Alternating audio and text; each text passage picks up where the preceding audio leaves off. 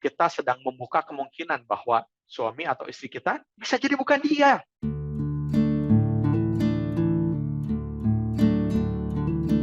Ini pertanyaan klasik yang sepertinya tidak akan pernah habis dibahas sampai anak cucu kita.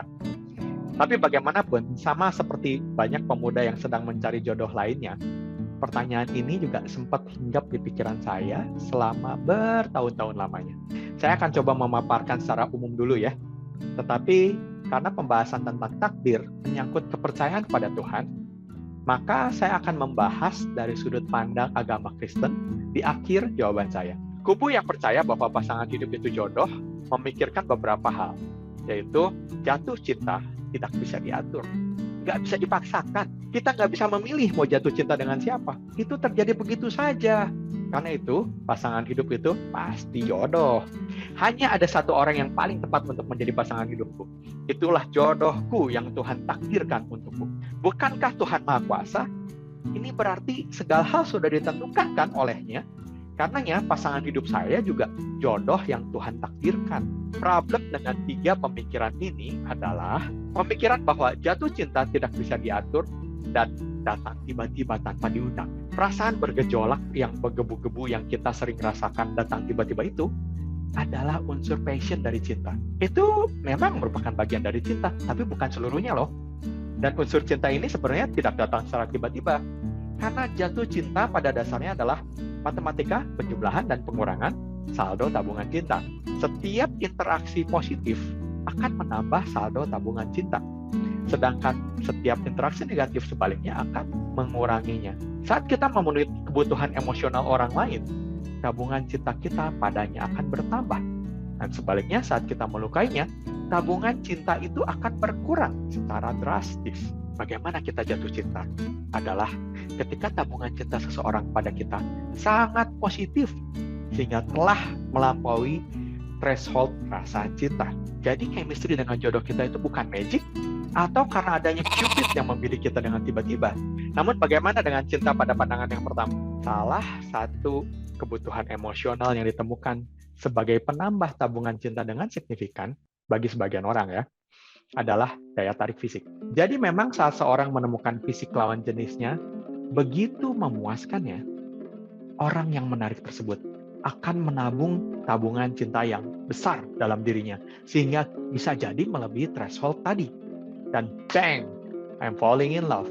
Tapi bagaimanapun jatuh cinta pada pandangan pertama belum menjadi cinta sungguhan ya, dan sangat rentan berubah, terutama ketika mulai kenal dan berinteraksi lebih lanjut. Profesor Robert Sternberg, orang yang merumuskan tentang segitiga cinta, menemukan bahwa komitmen adalah salah satu unsur cinta. Sedangkan definisi komitmen itu sendiri adalah keputusan untuk mencintai seseorang dan untuk tetap mencintai orang itu. Jadi cinta itu sebenarnya adalah keputusan. Para pria memutuskan untuk mengejar seorang wanita untuk dijadikan pacar. Para wanita memutuskan untuk menerima cinta seseorang yang menyatakan cintanya. Bukti bahwa memang cinta itu bisa dibangun dan bukan sekedar perasaan yang tidak bisa dikendalikan adalah orang tua kita dulu yang menikah karena dijodohkan.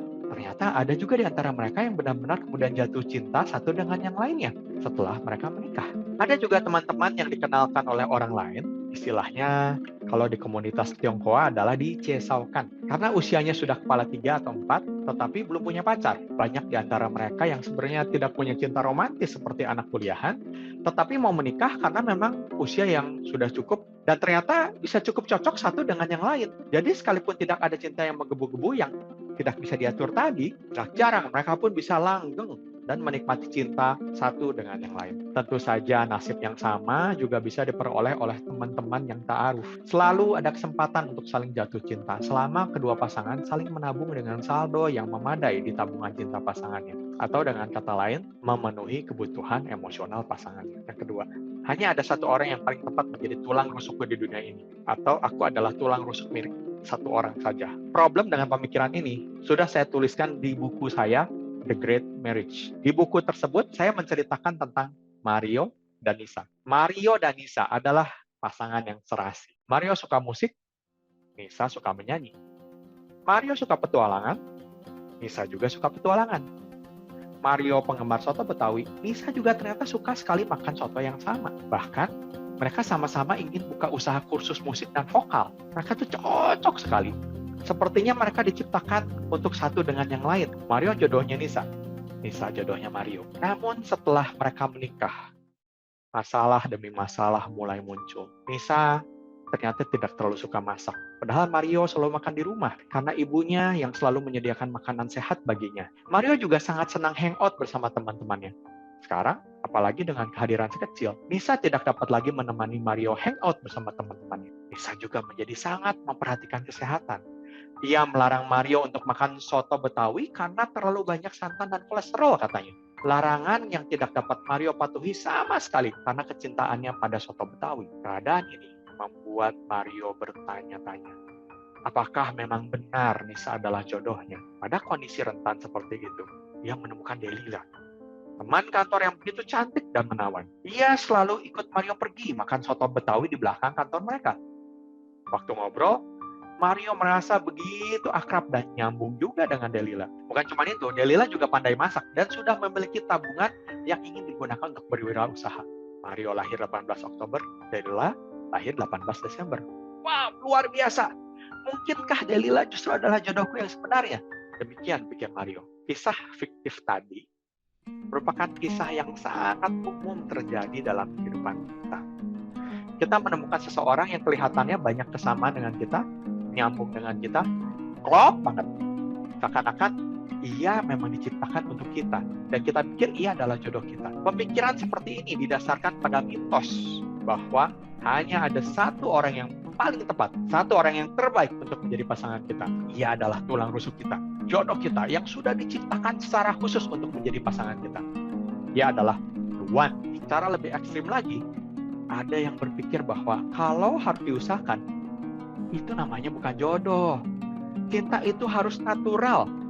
Jadi kalau setelah dijalani ternyata banyak perbedaan, itu artinya bukan dia orangnya. Masalahnya dengan pemikiran seperti ini adalah, ternyata dengan siapapun kita menikah, secocok dan sebanyak apapun persamaan dengan pasangan kita, kita butuh untuk berjuang untuk bisa beradaptasi dengan pasangan kita. Pernikahan adalah persatuan dua insan yang berasal dari dua keluarga yang berbeda, latar belakang yang berbeda, pola pikir dan karakter yang berbeda, nilai-nilai hidup dan harapan yang berbeda. Tidak ada pernikahan yang bisa selamat tanpa proses adaptasi, toleransi, dan kompromi yang harus dijalani bersama-sama. Proses adaptasi untuk menjadi teamwork yang solid inilah yang tidak mudah dan tidak jarang memicu pertengkaran. Dengan Nisa, Mario harus beradaptasi dengan ketidaksukaan Nisa memasak. Tapi kalaupun ia memilih Delila, Mario tetap harus beradaptasi dengan hal yang lainnya. Misalnya, sifat perfeksionisnya. Jadi the one itu selalu cocok di permukaan, tapi tetap bercucuran darah dan air mata ketika harus melalui proses yang sama. Maka tidak pernah ada seorang the one di luar sana yang sedang menunggu Anda untuk menjadi pasangan Anda. Saat kita berpikir bahwa hanya ada satu the one di dunia ini, kita sedang membuka kemungkinan bahwa suami atau istri kita bisa jadi bukan dia. Sedikit persoalan, secuil realitas yang kita hadapi bisa membuat kita goyah dan mulai mengatakan, bukan dia orangnya. Pernikahan kita menjadi rentan, terlebih saat kita menemukan alternatif pilihan yang lebih cocok dan lebih menarik. Tapi justru waktu kita berkomitmen kepada suami, kepada istri kita akan belajar menangani konflik dengan baik dan terus berusaha memupuk cinta kita melalui peta cinta dan tabungan cinta. Maka kita maupun pasangan kita akhirnya bertransformasi menjadi the one satu sama lain. Yang ketiga, Tuhan menentukan segala hal di dunia ini, termasuk jodoh saya. Khusus untuk nomor 3 ini, saya akan bahas secara Kristen ya, karena untuk agama lain, saya tidak kompeten untuk membahasnya. Saya persilakan pemeluknya yang lebih kompeten untuk menjawabnya. Pernyataan nomor 3 ini, prinsipnya secara iman Kristen sebenarnya benar, tapi implikasinya yang seringkali keliru. Takdir seringkali diantitesiskan dengan menentukan nasib sendiri. Kalau Tuhan menentukan nasib saya, untuk apa lagi saya berusaha? Kalau saya mengupayakannya dengan keringat saya sendiri, itu artinya saya tidak bersandar kepada Tuhan. Saya tidak menyerahkan hidup padanya. Saya tidak mengandalkan Tuhan. Pergumulan yang serupa dengan ini adalah, apakah pekerjaan itu panggilan atau pilihan? Tujuan hidup saya itu panggilan atau pilihan? Keselamatan manusia itu takdir, predestinasi, atau pilihan manusia. Nah, pembahasan mengenai takdir Tuhan akan sangat panjang dan memuat doktrin serta filosofi Kristen yang cukup sulit dicerna. Mungkin termasuk yang paling sulit. Namun secara singkatnya begini, Tuhan menakdirkan jalan hidup manusia juga melalui pilihan-pilihan yang kita buat. Jadi kalau kita memilih si A jadi pasangan hidup kita, sebenarnya Tuhan sudah terlebih dahulu menakdirkan kita dengan si A. Dan takdir itu kita jalani dengan memilih secara sadar keputusan kita sendiri untuk menikahi A. Jadi tetap saja kita bertanggung jawab atas pilihan kita sendiri untuk pasangan hidup kita. Pemikiran bahwa Tuhan yang menentukan jodoh kita bisa membuat seseorang menyalahkan Tuhan untuk pasangan hidup yang kita nikahi. Padahal takdir Tuhan sama sekali tidak menyingkirkan tanggung jawab manusia untuk memilih dengan benar. Karena itu, gak usah percaya apabila ada seseorang yang datang pada Anda, khususnya Anda para wanita cantik, lalu mengatakan bahwa, hey, Tuhan bilang, kamu itu jodoh saya loh. Jadi, apakah pasangan hidup itu jodoh atau pilihan? Jawabannya adalah, keduanya benar. Kita sebagai manusia perlu percaya dan bersandar akan tuntunan Tuhan dalam memilih jodoh. Namun kita dianugerahkan akal budi dan hikmat untuk bisa memilih dengan free will kita, jodoh kita sendiri dengan sebaik mungkin.